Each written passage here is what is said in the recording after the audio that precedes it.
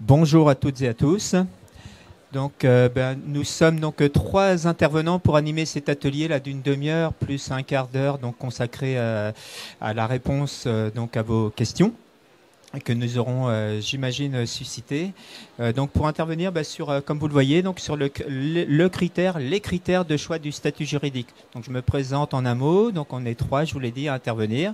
Et donc, moi, donc Régis Morène, expert comptable, donc qui représente aujourd'hui l'ordre des experts comptables de Bretagne et les 820 experts comptables qui sont à votre service pour vous accompagner au quotidien dans la gestion de votre entreprise. Moi, je me présente, Guillaume Guillier, je suis avocat chez TGS France Avocat.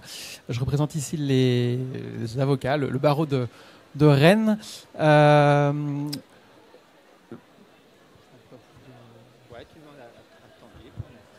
Et bonjour à vous, Tanguy Catou, notaire à Rennes. Et on va donc, notre trio, essayer de vous présenter de manière la plus complète et large les critères donc, du choix juridique pour votre société.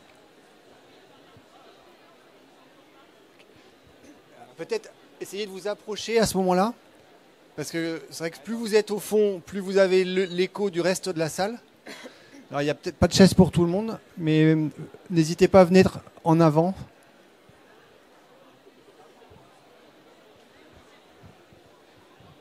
Merci en tout cas de votre participation nombreuse. Alors sur ces critères juridiques, on a besoin quand même d'être, vous allez le comprendre assez vite, on a besoin d'être trois pour en parler sur les trois professions, avocat, expert comptable, notaire, puisqu'on va essayer de balayer, bon, succinctement évidemment, mais balayer en fait ces critères de choix qui vont être importants pour vous dans votre cheminement de création d'entreprise.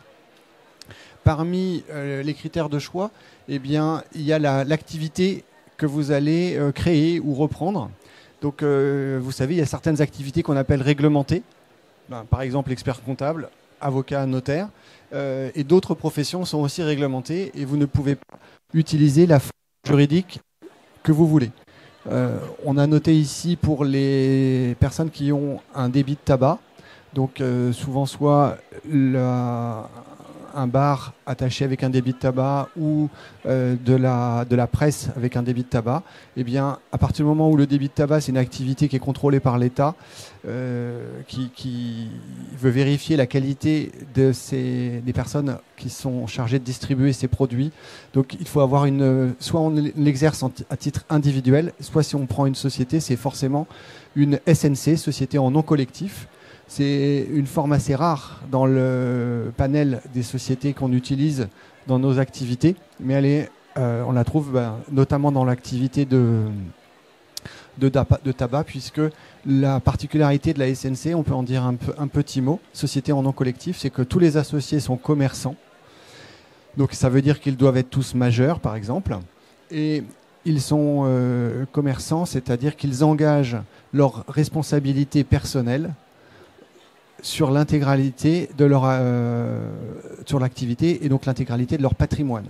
Donc ils ne peuvent pas bénéficier du statut classique et beaucoup plus répandu des SARL ou des SAS, voire aujourd'hui donc des limitations de responsabilité qu'on peut retrouver dans les entreprises individuelles. Avec la SNC, vous ne pouvez pas limiter votre responsabilité, donc tout votre patrimoine va être engagé. Donc c'est important à savoir au moment où soit vous avez entendu parler de la SNC et ça vous paraît la bonne idée, soit parce que vous dites je veux vraiment m'engager sur la reprise d'un débit de tabac. Et là, il faut qu'on attire votre attention sur cette responsabilité. Tu veux peut-être compléter ? Ouais, tu veux compléter ? Bon, je vais juste parler dessus. Un critère de choix aussi, c'est est-ce que votre activité sera civile ou commerciale ? Puisque donc, si vous faites une activité commerciale, vous exercez du commerce, l'achat-revente, ce genre de choses, vous êtes obligé d'avoir une activité commerciale, une société commerciale ou une entreprise commerciale. À l'inverse, vous avez peut-être entendu parler de la SCI pour faire de la location. Là, vous êtes sur une activité civile, donc le choix de l'activité a un impact sur la structure, sur la forme juridique que vous allez choisir. Voilà. Dès lors que vous faites une activité de commerce, il faut passer sur une société commerciale ou une entreprise commerciale. Si vous faites une activité commerciale sur une entreprise civile, il y a un fort risque de requalification et donc ça a un impact fiscal et juridique assez important. Voilà.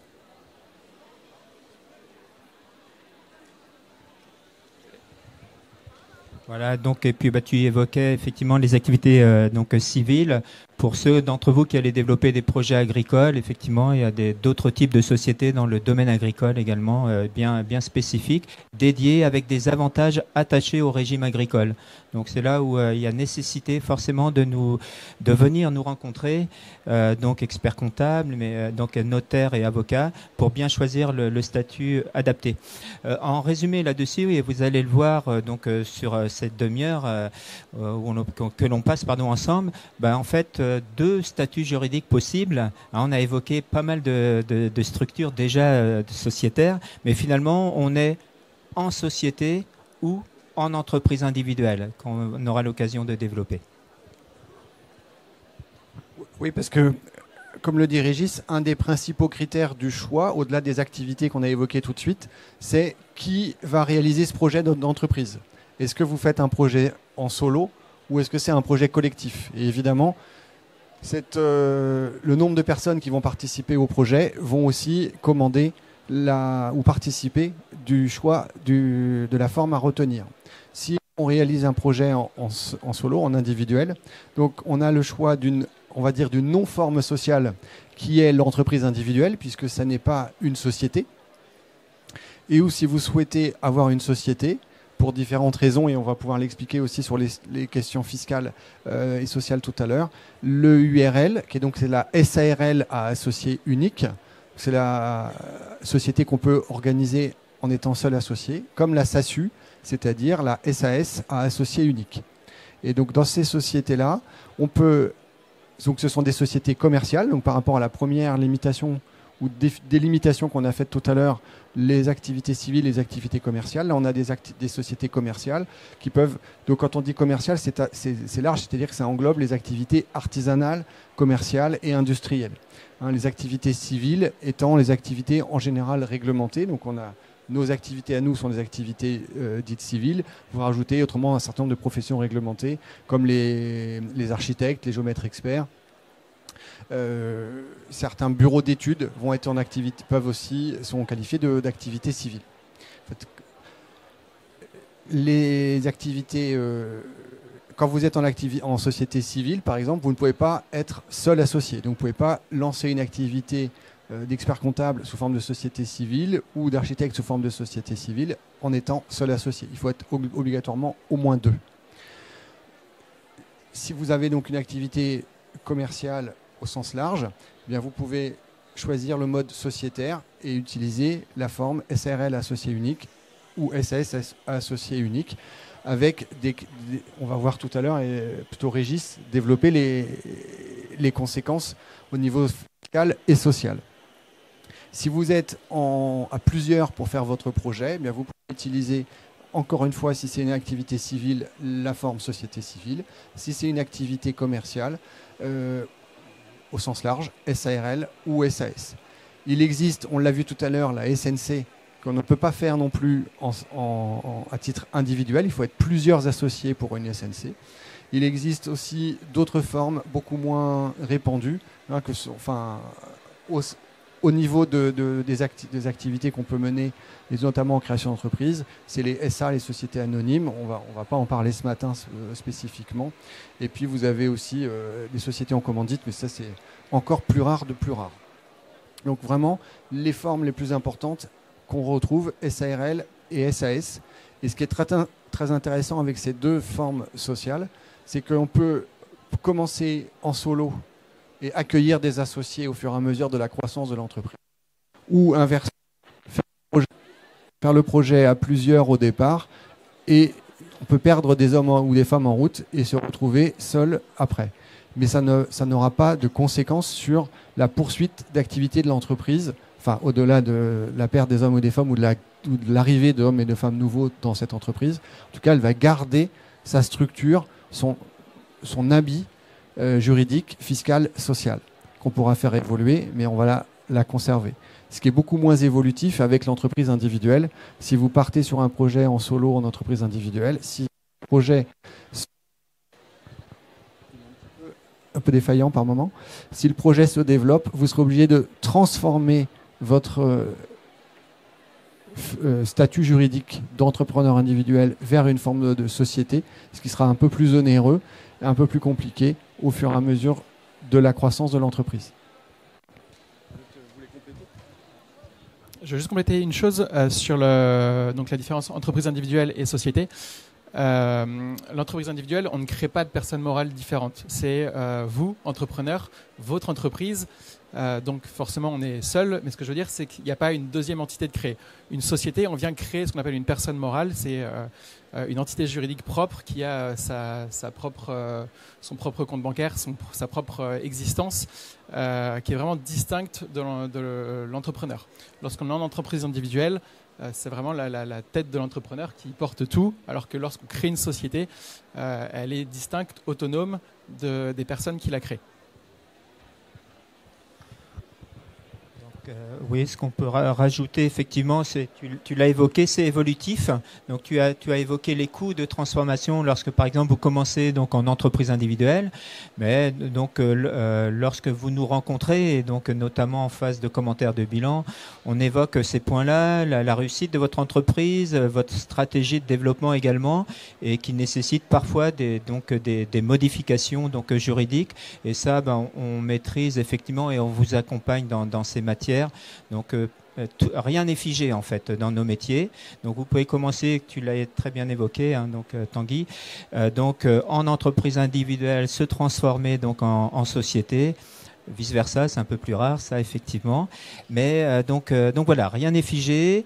J'ai dit, donc pour résumer, il y a deux statuts juridiques possibles. Entreprise individuelle avec ce nouveau statut qui a été donc mis en place l'année dernière, oui, donc au mois de mai l'année dernière. Tu pourras peut-être en dire un mot là-dessus sur cette protection accrue de l'entrepreneur individuel, avec une nouveauté qu'on va donc évoquer juste après sur la fiscalité. Pour résumer, entreprise individuelle ou société, voilà les choix qui s'offrent à vous. Voilà, et donc je vais te relaisser la parole pour la reprendre peut-être juste après, mais sur la fiscalité. Donc c'est un critère de choix pour vous, la fiscalité, impôt sur le revenu, impôt sur les sociétés, et avec cette nouveauté qui nous a été donnée donc l'an dernier, avec cette possibilité d'opter donc à l'IS donc pour les entrepreneurs individuels. Donc qui change quand même l'analyse que l'on peut avoir sur votre statut juridique de départ. Sur le risque, dire comment sur le risque? Oui, le risque et puis sur la possibilité. C'est vrai que quand on est sur une SARL ou une SAS, l'avantage c'est qu'on a une responsabilité limitée. C'est-à-dire que dans une SARL ou dans une SAS, on va apporter de l'argent à la société ou apporter du matériel. Et le risque, c'est de jamais retrouver ce qu'on a apporté. Mais si la société fait faillite, qu'il n'y a plus rien pour payer les créanciers, on n'ira pas vous chercher personnellement sur vos biens personnels, sauf s'il y a une faute de gestion ou si vous êtes porté caution personnelle sur telle ou telle dette. Donc ça, c'est une sécurité pour vous en société. L'entreprise individuelle n'avait pas vraiment cette sécurité-là jusqu'à très récemment. On pouvait avoir une EIRL avec une notion de patrimoine affecté, mais c'était assez bancal. Là, désormais, le I, l'entreprise individuelle, c'est pas équivalent à la sécurité d'une société, mais a cette responsabilité un petit peu plus limitée de l'entrepreneur sur ses dettes. Donc oui, sur les dettes de l'entreprise, qui peuvent être distinctes des dettes de l'entrepreneur. Donc ça, c'est une première sécurité. Et ce statut, donc, qui a été changé en 2022, a permis également donc, de l'entreprise individuelle, la fiscalité de l'entreprise individuelle a été modifiée. On peut désormais avoir une entreprise individuelle à l'impôt sur les sociétés qui vient un peu vraiment assimiler l'entreprise individuelle à l'impôt sur les sociétés à une EURL qui elle-même peut être un impôt sur les sociétés. Donc voilà, donc sur cette fiscalité donc que tu évoques, c'est ce choix qui s'opère donc sur différents angles de vue. Donc d'abord donc la fiscalité, donc avec le choix qui s'opère entre l'imposition des revenus en entreprise individuelle sur l'intégralité de ses revenus, donc recettes moins dépenses égale bénéfices. Dès lors où j'ai pas choisi la micro-entreprise qu'on pourra évoquer si vous le souhaitez sur les questions. Mais donc, le bénéfice égale donc recettes moins dépenses égale donc bénéfice à déclarer, donc ce qu'on appelle le régime de la transparence fiscale. Ce que je retire de mon entreprise est à déclarer. Ça, c'est le régime de l'impôt sur le revenu, que je prenne ou que je ne prenne pas donc ces revenus. Or, dans la plupart du temps, enfin la plupart des cas, on laisse de l'argent dans son entreprise, et ce qui peut paraître pénalisant. Je pèse mes mots, ce qui peut paraître pénalisant, ça ne l'est pas systématiquement. Pour autant, je gagne 30 000 euros, je prends 18 000 euros, 1 500 euros de salaire par mois.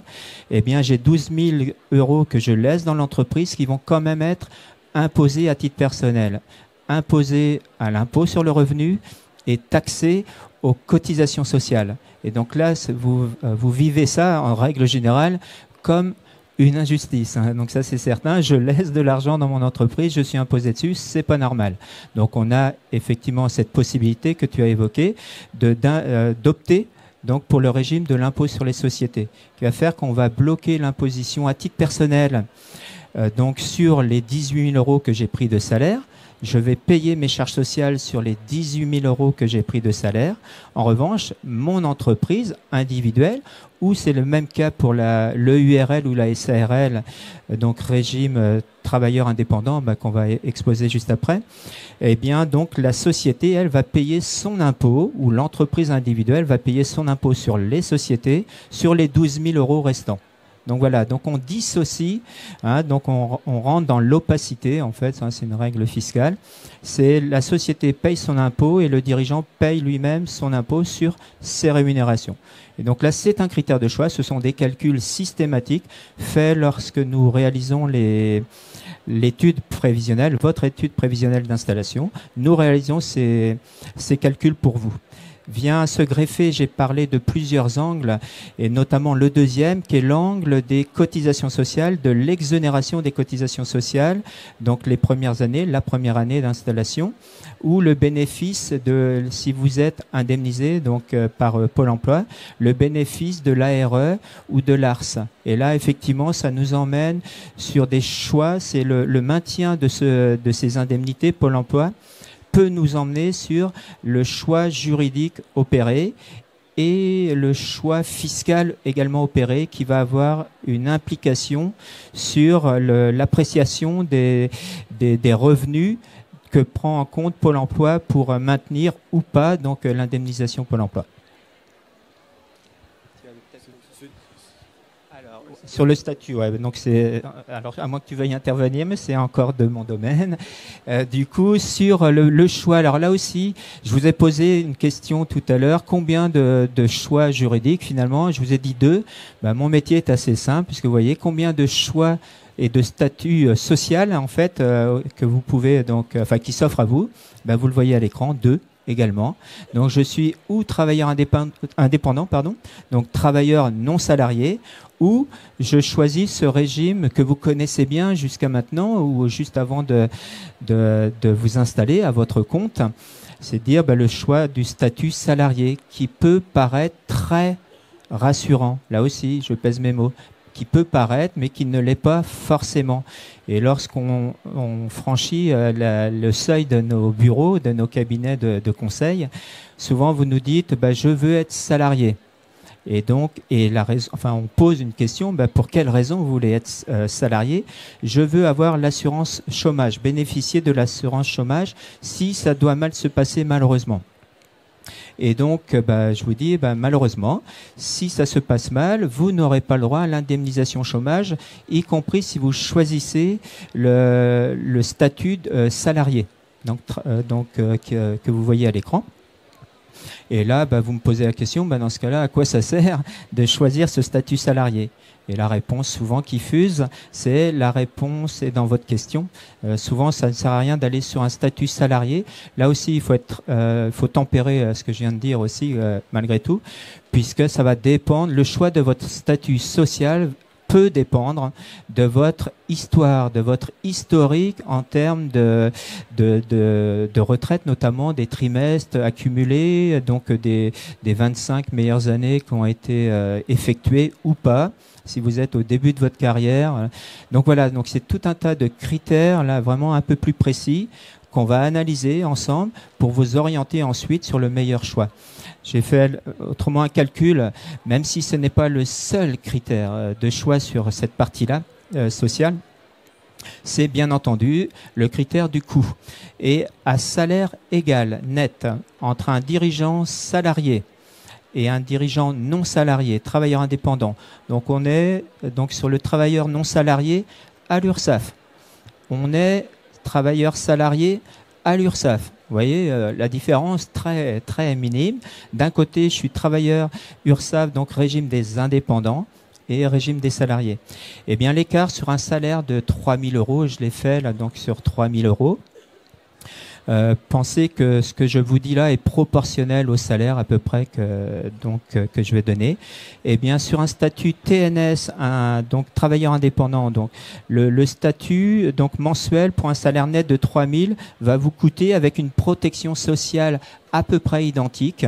Je vais en redire un mot, 4 600 euros. Là où un statut salarié, salaire net, je répète, 3 000 euros, va nous coûter 5 500 euros. Donc, à protection sociale à peu près équivalente, eh bien, j'ai un écart de 11 000 euros à l'année. Donc, vous voyez, ça fait réfléchir, ça vous fait souvent prendre la décision, là, à vrai dire, sur ce ratio-là. Donc, voilà. Quand je dis à peu près équivalent, un statut salarié, on est un peu plus protégé en termes de maladie et de prévoyance. Et donc là, j'ai intégré dans mes calculs le choix d'une couverture sociale complémentaire, dite dans notre jargon Madelin, la protection Madelin complémentaire, qui me permet de compléter mon niveau de couverture et d'arriver cependant à donc à un même niveau de couverture approximatif, sauf peut-être en termes de retraite. Mais sur les 11 000 euros de gain que j'évoque, je peux très bien mettre ce gain, cette optimisation en fait sur le statut social sur un placement retraite complémentaire qui vaudra bien des placements, quoi, ça c'est certain. Donc voilà ce que je pouvais dire sur le statut TNS salarié, critère de choix important ô combien pour vous. Et dans la majeure partie des cas, parce que je pense qu'on partage le même avis là-dessus, on réussit à vous emmener sur le statut TNS. On est tous les trois statuts TNS. Ouais, donc voilà. Et voyez, on est bien vivant. Hein. Peut-être rajouter un petit mot là-dessus aussi en complément dans l'analyse que va faire l'expert comptable dans le prévisionnel pour le choix juridique. Il faut intégrer votre situation familiale. C'est-à-dire qu'on parle de vous en tant qu'entrepreneur, mais il faut regarder la situation de votre conjoint, de votre partenaire. Et donc, la protection sociale, on l'a à titre perso et on peut aussi, pour optimiser les coûts en fonction de la situation de son conjoint, être affilié ayant droit de son conjoint pour générer des économies. Donc, c'est pas à négliger dans les questions que vous avez à poser ou les questions que les professionnels ont à poser quand ils vous reçoivent. Il faut s'intéresser à votre projet, évidemment, mais aussi à votre environnement. Est-ce que vous êtes en solo? Est-ce que vous êtes marié, pacsé? Est-ce que vous avez des enfants? Et donc, le niveau de protection sociale va découler de votre situation personnelle. Peut-être, on peut passer au tableau qui synthétise un petit peu les deux sujets fiscaux et sociaux qu'on a évoqués tout de suite. Donc vous voyez, l'entreprise individuelle, comme il n'y a pas de forme sociale, il n'y a pas de capital social. En revanche, dès qu'on va passer sur les deux colonnes de droite, les sociétés, que ce soit SARL ou EURL, qui est la SARL avec associé unique, ou la SAS ou la SASU SAS avec associé unique, là, il n'y a pas de capital social, mais il faut un capital. C'est-à-dire que ce qui identifie la société, la forme sociale, c'est de lui donner un capital social. Alors, en théorie, on peut mettre un capital de 1 euro.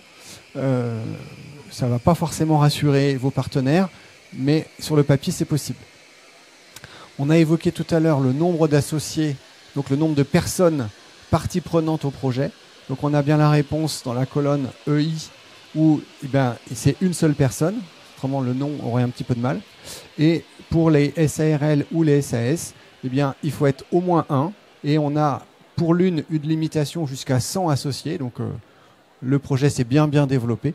Et en SAS, il n'y a pas de limitation. En revanche, la seule ou la contrainte qu'on a avec la SAS, c'est dans quelques années, vous ne pouvez pas faire appel public à l'épargne. Donc, vous ne pouvez pas aller en cotation. Donc, vous pouvez avoir 1000 associés, mais ce n'est pas une société cotée en bourse.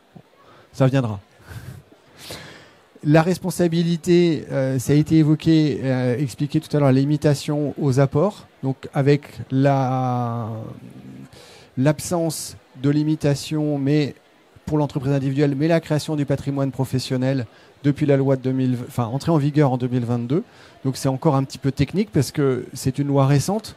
Donc elle n'est pas, nous on dit, elle n'est pas polie par les ans et par la jurisprudence et par notre expérience qu'on va faire aussi au fur et à mesure que les tribunaux vont appréhender l'utilisation de cette entreprise individuelle entre parce que la définition, toi Régis, tu as l'habitude, quand tu as des entrepreneurs individuels, tu leur fais déjà un bilan. C'est pas parce qu'en entreprise individuelle, tout à l'heure on a bien une séparation théorique du patrimoine avec un bilan.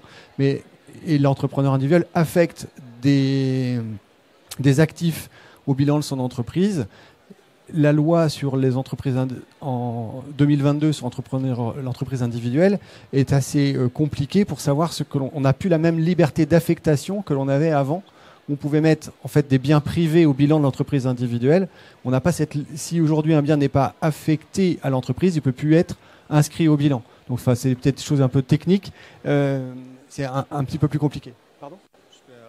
Effectivement, c'est très compliqué. Comme tu l'as évoqué, donc la loi a changé donc l'année dernière et donc sous un vocabulaire que j'apprécie là, donc poli, parlez-en. Elle ne l'est pas encore, donc on n'a pas encore eu suffisamment ou très peu en fait d'arrêts qui peuvent faire jurisprudence et qui donneraient raison ou tort à un entrepreneur individuel qui aurait affecté un bien ou pas affecté un bien à son activité professionnelle. La loi nous dit les biens utiles à l'activité professionnelle font partie du patrimoine d'affectation, donc professionnel. Voilà, quand on nous dit utile, ça laisse forcément libre cours à l'appréciation. Et là, c'est les tribunaux qui trancheront donc dans ces cas-là en disant est-ce que le bien était utile à mon activité professionnelle, auquel cas il est gage des créanciers, ou est-ce qu'il ne l'était pas. Et on a, ne serait-ce que le véhicule, en fait, on se pose déjà la question sur le véhicule personnel utilisé pour les biens professionnels. C'est un véhicule personnel, mais utilisé pour les besoins de l'entreprise. Est-ce qu'il est utile ? Et donc, est-ce qu'il est dans le patrimoine d'affectation ou est-ce qu'il est personnel? Puisque lorsque je connais des difficultés financières, j'ai tendance à vouloir le considérer comme personnel. Vous voyez, c'est ce genre de décision que tu évoques donc sur la loi qui est brute et qui n'est pas encore polie par les arrêts de jurisprudence qui ne manqueront pas de tomber sur les années qui viennent. Je ne sais pas si tu peux rajouter... Et les décisions de jurisprudence, c'est-à-dire c'est les décisions que rendront les tribunaux, en premier lieu les tribunaux de commerce, puisque c'est ceux qui seront appelés à statuer sur le gage des créanciers et donc comment les créanciers peuvent aller chercher le recouvrement de la créance sur votre patrimoine d'entrepreneur individuel. En fait, ce qu'on a l'habitude de dire, c'est qu'on n'a surtout pas envie que la jurisprudence porte votre nom. Ça veut dire que c'est vous qui êtes en difficulté. Donc, on a envie, nous, en tant que juristes, de manière théorique, qu'il y ait de la jurisprudence pour nous aider à construire notre analyse des dossiers dans le temps. On n'a surtout pas envie que ce soit les clients qu'on a conseillés, ceux qui sont devant nous, dont le nom a donné la jurisprudence. Donc, c'est voilà. D'où une certaine prudence. Quand on ne connaît pas, on y va un petit peu en posant juste quelques orteils sur le sujet, mais on y va assez prudemment. Alors qu'on est sur des territoires beaucoup plus connus et beaucoup plus sécures avec les formes sociales.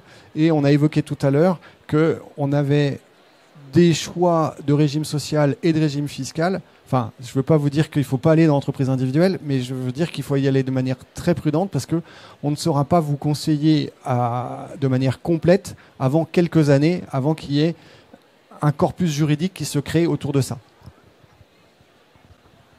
Ok. Donc effectivement, donc être très prudent, mais que je rejoins complètement. On a eu ce même cas de figure lorsqu'on a lancé l'EIRL. Les pouvoirs publics ont lancé l'EIRL, qui a disparu de facto l'année dernière. Tu l'as évoqué. Eh bien, on allait plutôt sur le conseil de créer une URL. Et donc, ce que tu viens d'évoquer, effectivement, dire, on le connaît depuis 1985, on connaît l'état de la jurisprudence. Donc voilà. Donc, on va plutôt vous orienter vers ce choix sociétaire. On évoquait au tout début aussi le choix d'activité, enfin le choix juridique en fonction d'activités réglementées. À titre personnel, par exemple, dans le bâtiment, c'est sûr que si vous créez une activité dans le bâtiment, je vais vous orienter quasi systématiquement, allez à 100%, sur une création, 99,9, sur une création, une structure sociétaire pour mieux vous protéger, ça c'est certain. Par rapport à ce qu'on vient d'évoquer, c'est une évidence, et avec les contraintes, les risques pris dans le monde du bâtiment, c'est trop dangereux de s'installer en entreprise individuelle. Je vais juste rajouter que ce soit le capital social ou le patrimoine affecté dans une entreprise individuelle, c'est ce qui vous protège vous, mais en contrepartie, c'est aussi le risque que vous prenez. Donc c'est aussi l'image que vous donnez à vos créanciers de comment vous êtes mouillé dans votre boîte. Voilà, qu'est-ce que vous avez mis sur la table comme engagement. Donc une SAS, on peut la faire avec un capital social d'1 €. Si vous avez un capital social d'1 €, un créancier derrière va pas vous prendre pour quelqu'un de très sérieux. Une banque va vouloir se couvrir en se disant que finalement, si vous faites faillite, elle n'a rien à récupérer. Donc, elle va mettre une caution personnelle, ce qui va venir détourner la responsabilité limitée. Et c'est pareil sur l'entreprise individuelle. Si votre patrimoine professionnel, il n'y a rien d'affecté parce que le véhicule, c'est plutôt un véhicule perso, donc vous l'avez exclu du patrimoine d'affectation, finalement, le créancier n'a rien pour se sécuriser, pour aller se servir si vous faites faillite. Donc du coup, soit il ne va pas vouloir traiter avec vous, soit il va vouloir prendre une caution personnelle, ce qui aura l'effet complètement inverse de ce que vous aviez espéré faire. Donc cette responsabilité, elle est importante pour vous, elle est rassurante, mais il faut aussi se mettre à la place d'un créancier qui va traiter avec vous. Il faut que vous paraissiez sérieux, et donc c'est via ce capital social ou via ce patrimoine affecté que vous pouvez paraître sérieux. Voilà, donc on a évoqué, je vais peut-être laisser la parole sur le régime matrimonial, ô combien important. Alors pourquoi je dis ça? Je suis en train de gérer un dossier compliqué quand même en ce moment. Donc installation, alors pensez-y quand même, donc vous êtes en phase d'installation, et je te repasse la parole Tanguy, c'est promis. Du coup, sur une séparation que je suis en train de gérer, une installation donc il y a donc une quinzaine d'années, où on évoque ce point, bien entendu, comme on passe donc en revue ce matin, et sur le régime matrimonial. Et lorsqu'on est en phase d'installation, donc la personne déjà mariée sous la communauté, tu en diras un mot, et puis 15 ans, 18 ans après, là, séparation dans le couple. Et là, donc le régime fiscal, matrimonial, pardon, qui prend toute sa mesure et donc son importance à ce moment-là. Donc, je te laisse la parole. En quelques mots, je pense que vous connaissez l'essentiel. Quand vous êtes en marié sous un régime de communauté, ça veut dire que si vous créez votre entreprise après le mariage, l'entreprise va être un bien commun. Donc même si c'est l'entreprise individuelle ou même si c'est une société dont vous avez les parts et vous avez l'essentiel des parts ou des actions, eh bien la valeur va dépendre de votre communauté. Donc le cas de Régis, si je comprends rapidement, c'est qu'en fait l'entreprise a été créée il y a 15 ans, elle a pris de la valeur. On va dire époux 1 parce que comme ça on uniformise le sujet. Époux 1 où il a les parts, époux 2 n'a zéro part, mais la valeur des parts est à moitié à époux 1 et à l'autre moitié à époux 2. Ce qui forcément, ou très certainement, crée une petite frustration chez époux 1 aujourd'hui qui dit « je suis le seul à avoir travaillé dans cette entreprise et je suis le seul à avoir développé ». Enfin, en résumé, très, très synthétiquement. Si vous avez créé votre entreprise avant de vous marier, donc dans la chronologie des opérations, eh bien même si vous mariez sur un régime de communauté, l'entreprise ayant été créée avant, ce n'est pas un bien commun. Donc en cas de séparation, il n'y a pas à partager la valeur de l'entreprise. Souvent, les gens disent, si on est entrepreneur, il faut qu'on choisisse un régime de séparation pour protéger le patrimoine en cas de difficultés financières. Moi, je dis que la protection par rapport à la difficulté financière, c'est pas tellement l'essentiel. Tout à l'heure, tu l'as expliqué, c'est surtout la confiance qu'on va donner à nos partenaires en mettant un capital et en développant une activité qui va donner confiance aux partenaires. En revanche, le choix du régime de la séparation, c'est plutôt se protéger en cas de justement de séparation, c'est-à-dire que je n'ai pas à partager la valeur qui aura été créée avec mon conjoint. Il faut plutôt quelquefois les époux qui viennent nous voir en nous disant on va créer une entreprise, qu'est-ce que vous conseillez? Alors il y en a un qui dit ou une qui dit il faut prendre la séparation évidemment parce que s'il y a des difficultés financières, il ne faut pas que la maison soit emportée. Je dis oui, non mais c'est surtout si vous vous séparez parce que voilà, sociologiquement, il y a les mariés qui sont les moins nombreux déjà, ils divorcent. Alors ceux qui ne sont pas mariés, ils se séparent encore plus, on n'a pas de statistiques. Donc c'est surtout avoir en tête les conséquences financières, patrimoniales d'une séparation quand on aura créé l'entreprise et qu'elle a bien fonctionné. Voilà, donc un point sur le statut du conjoint. Donc plusieurs statuts possibles, vous le voyez à l'écran. Donc le statut du conjoint collaborateur, donc un statut qui le moins coûteux. Qui offre un certain niveau de garantie, mais pas tant que ça, et surtout donc au niveau retraite depuis quelques années, enfin une quinzaine d'années maintenant, et c'est heureux, enfin, le conjoint qui cotise de manière obligatoire donc pour sa retraite. On connaît trop de situations compliqué à gérer au moment de la retraite où le conjoint malheureusement pendant des années n'avait pas cotisé. Au moins les pouvoirs publics ont résolu ce problème, ont corrigé un petit peu d'ailleurs ce point l'année dernière ou il y a 2 ans. Donc voilà, mais on vous aiguille là-dessus. Autrement, les 2 autres statuts que vous connaissez sont le statut salarié et statut donc associé. Voilà, donc ça, ce sont des points qu'on évoque ensemble lorsque vous êtes concerné, bien entendu.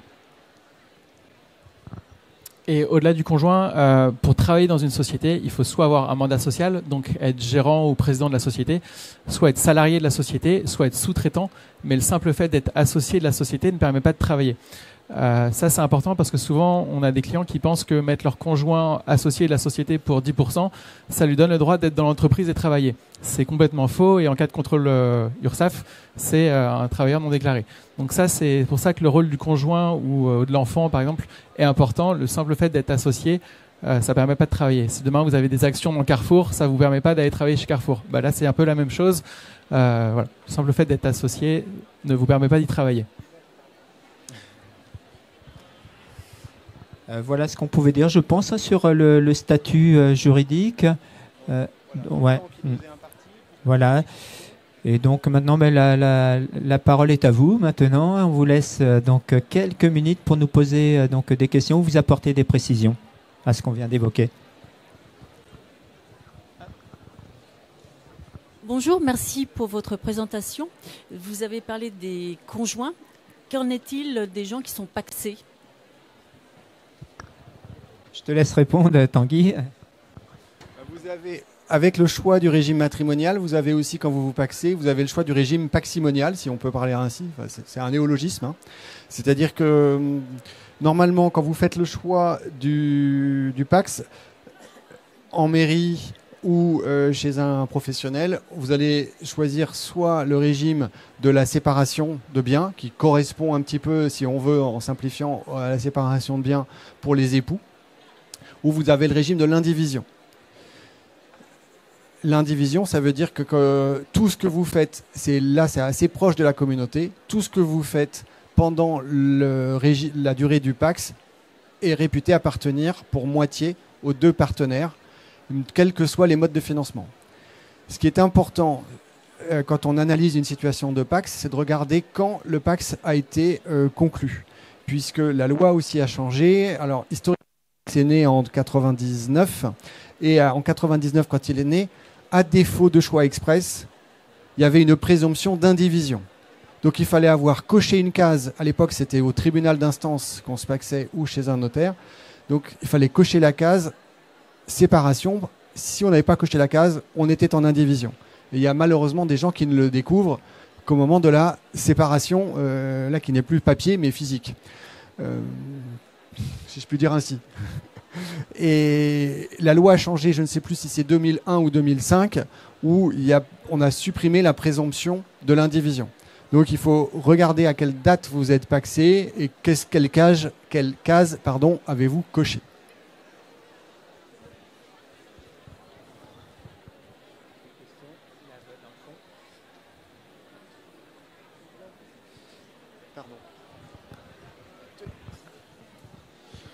Bonjour, moi j'ai une question parce que c'est assez flou pour moi la différence entre une entreprise individuelle où on a décidé de payer des impôts sur la société et une société, une SARL, sur la différence entre le gérant et l'entreprise. Différencier les deux au niveau de l'entreprise individuelle ou de la société. Vous avez raison, c'est flou pour tout le monde. La principale différence, c'est vraiment que sur une SARL, on crée une personne morale différente. On crée une structure juridique à part entière, alors que sur une entreprise individuelle, on ne crée rien. Ça reste vous, en tant qu'entrepreneur, vous avez acheté votre véhicule, vous allez faire votre profession, mais vous n'avez rien créé de séparé. C'est-à-dire que demain, vous ne pouvez pas vous associer avec quelqu'un pour le... voilà, il n'y a pas de séparation entre les. Il y a bien une séparation patrimoniale parce que vous avez affecté quelques biens à votre entreprise, mais c'est tout. Enfin, ce que je veux dire, c'est que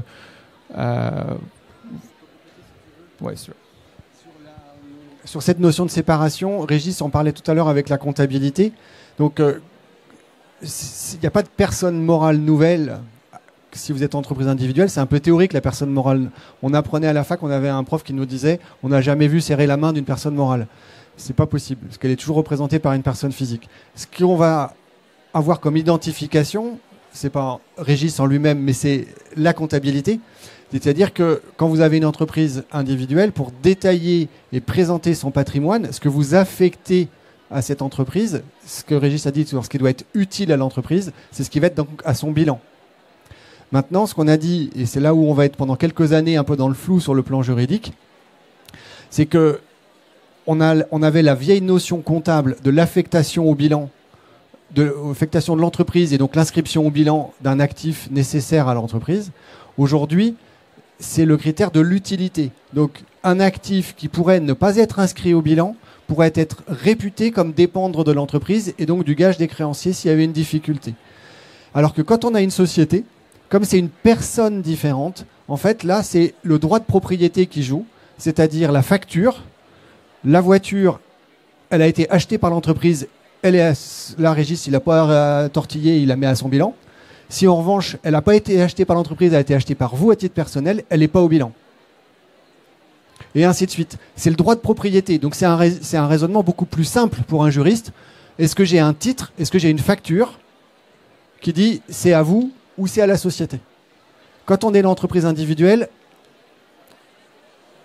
c'est pas clair à 100%. On a des éléments juridiques, mais encore une fois, la loi est récente, donc on n'a pas de recul. Je ne sais pas si ça répond un peu plus à votre...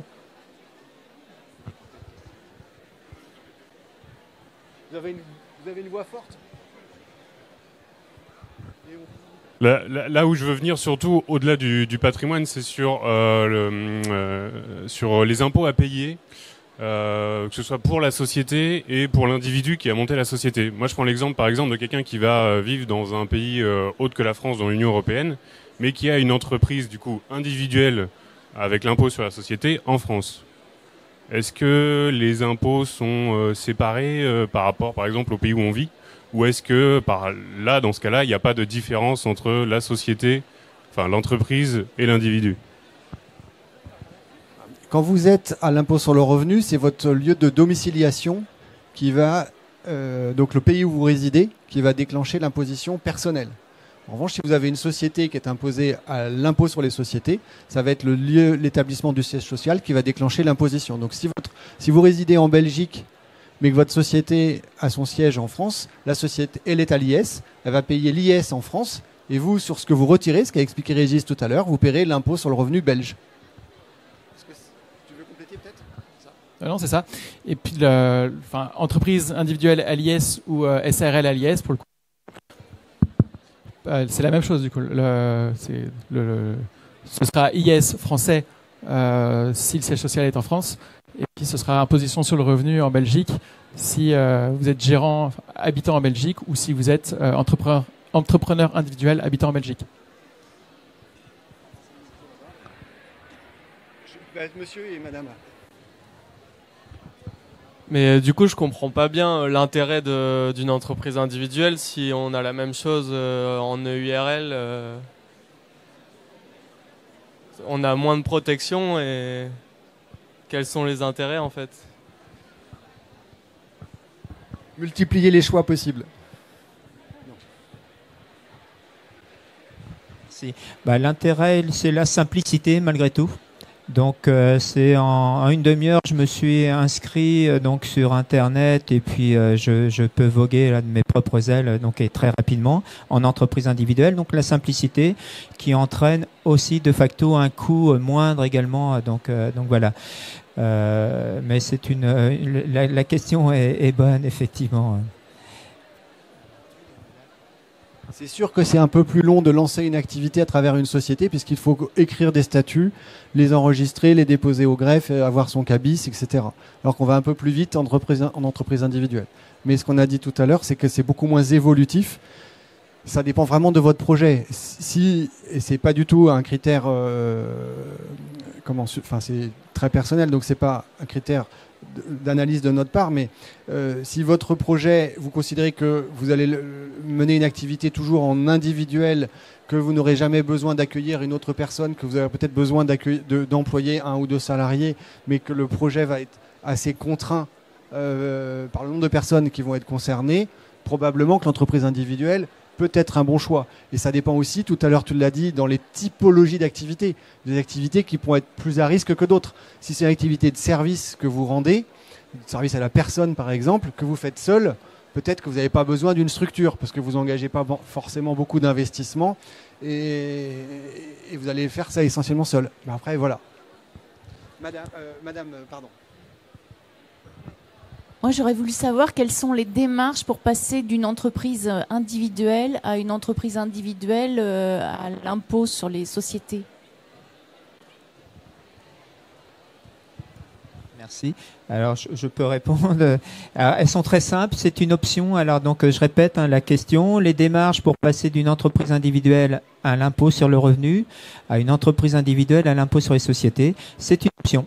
Une option que tu as évoquée tout à l'heure, donc pour l'assimilation à une EURL qui fait que dans les 3 mois du début de l'exercice, il me semble, je fais cette option, je formule cette option auprès du centre des impôts donc concerné, et puis vous êtes à l'impôt sur les sociétés, votre entreprise individuelle est soumise à l'impôt sur les sociétés au titre de cette année d'option. En guise d'exemple, donc année 2023, il fallait opter avant le 31 mars 2023 pour être à l'IS sur l'année 2023. Pour 2024, donc il faudra opter avant le 31 mars, pardon.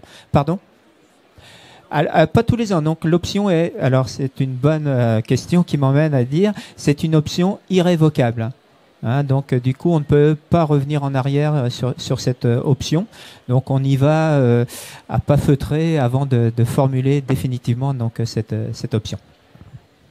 Merci. J'avais une question concernant l'attribution des biens à la société. Tout à l'heure, vous disiez, par exemple, si une voiture a été achetée par la société, elle appartient donc à la société. Elle n'est pas dans le patrimoine personnel. Ça veut donc dire qu'il faut... Tous ces biens doivent être achetés après la création de l'entreprise. Est-ce que pour une entreprise individuelle, on peut avoir du matériel que l'on affecte, qui nous appartient personnellement et qu'on peut affecter après à l'entreprise? Comment ça se passe dans ces cas-là, si on transfère finalement du personnel à l'entreprise? Le patrimoine d'affectation professionnelle dans une entreprise individuelle est évolutif. Donc effectivement, vous pouvez continuer à affecter des biens à votre entreprise individuelle au fur et à mesure de l'activité. D'ailleurs, pour prendre l'exemple du véhicule, votre véhicule sera peut-être obsolète, vous le remplacerez, donc il y aura bien une évolution du patrimoine personnel.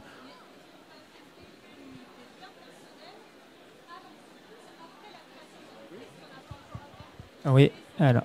On va l'inscrire. Alors, tu évoquais l'inscription au bilan tout à l'heure. Ce qui va faire foi, malgré tout, et pour simplifier les choses, c'est dès lors où vous êtes soumis à l'obligation comptable, puisque tout le monde, si vous ne dépassez pas un certain seuil de chiffre d'affaires, vous pouvez très bien choisir de rester en micro-entreprise et de ne pas avoir donc de bilan en tant que tel à produire à l'administration fiscale. C'est ce qui rendra difficile à mes yeux d'ailleurs, hein, quand tu parles de polissage des textes. Ça, c'est vrai que pour les micro-entrepreneurs, ça pourrait être compliqué, cette responsabilité, enfin la qualification de la responsabilité et de ce patrimoine d'affectation. Lorsqu'on est donc en comptabilité au réel, donc je suis en entreprise individuelle, j'ai établi un bilan que je dépose à l'administration fiscale tous les ans, eh bien ce dépôt des comptes à l'administration fiscale va faire office de déclaration de patrimoine d'affectation. Et donc, pour répondre à votre question, vous choisissez d'apporter à votre entreprise individuelle donc c'est bien que vous avez acheté avant votre début d'activité. Eh bien, je vais en tenir compte. Je vais vous demander donc les factures, si elles existent, ou un papier sur lequel vous allez me dire ce dont il s'agit, donc la nature du bien, la description, et puis sa valeur vénale. Et je vais l'inscrire au bilan donc sous cet aspect-là, et il viendra en patrimoine d'affectation, donc de manière quasi automatique. Voilà. Est-ce qu'il y a d'autres questions? Une dernière question? Et autrement, il nous reste à vous remercier de votre attention. Et puis, on reste, donc, je rappelle, nos corpus respectifs, notaires, avocats, experts comptables, à vos services pour vous accompagner donc, dans vos démarches de création. Voilà, donc bon salon à toutes et à tous.